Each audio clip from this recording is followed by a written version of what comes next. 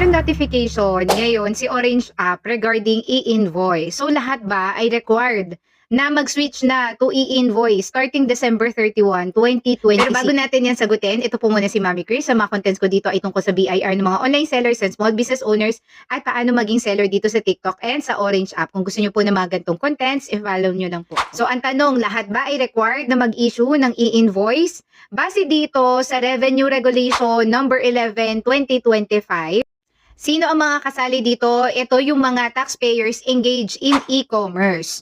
So, whether online business yan, pati na rin yung mga operation of digital platforms, e-marketplace, sales and list of goods, through digital platforms, digital content creation, retailing goods and services, or iba pang mga list dito. So, kasama dyan yung mga platform sellers. Pero, may exemption. So, sino ang hindi mandatory or hindi kasama dito sa e-invoicing? Ito yung mga micro taxpayers. Sino yung mga micro taxpayers?